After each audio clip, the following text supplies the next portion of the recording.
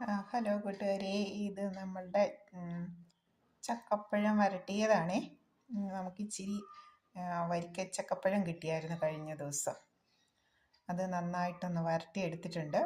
ചട്ടി ചൂടാക്കി അതിലേക്ക് കുറച്ച് നെയ്യ് ഒഴിച്ചു കൊടുത്ത് നമ്മൾ ചക്കപ്പഴം ചെറുതായിട്ട് അരിഞ്ഞ് ഇളക്കിക്കൊണ്ടിരുന്നു. അത് വെന്ത് നന്നായിട്ട് വരണ്ട് വന്നപ്പോൾ അല്പം അനുപാതികമായിട്ട് അല്പം ശർക്കര കൂടി ചേർത്ത് നന്നായിട്ട് യോജിപ്പിച്ച് മിക്സ് ചെയ്ത് ഏലക്കായും ജീരകവും കൂടി നന്നായിട്ട് മിക്സിയിൽ പൊടിച്ച് ആ പൊടി കൂടി ചേർത്തിട്ടുണ്ട്.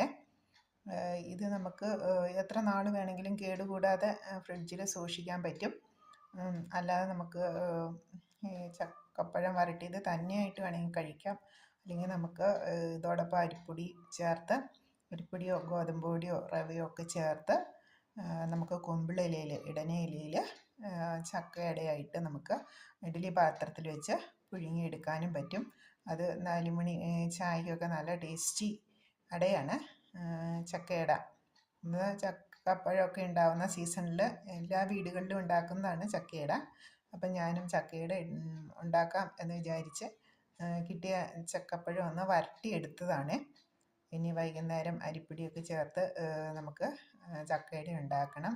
അപ്പം എല്ലാവരും ഇത് ഉണ്ടാക്കിയിട്ടുണ്ടാവും. വളരെ ടേസ്റ്റിയാണ്. കുട്ടികൾക്കൊക്കെ ഒരുപാട് ഇഷ്ടപ്പെടും. ഇപ്പോൾ ചക്കയട എല്ലാ വീടുകളിലും ഉണ്ടാക്കിയിട്ടുണ്ടെന്ന് വിചാരിക്കുന്നു. അടുത്ത വീഡിയോയുമായിട്ട് അടുത്ത ദിവസം കാണാം. Okay, bye bye.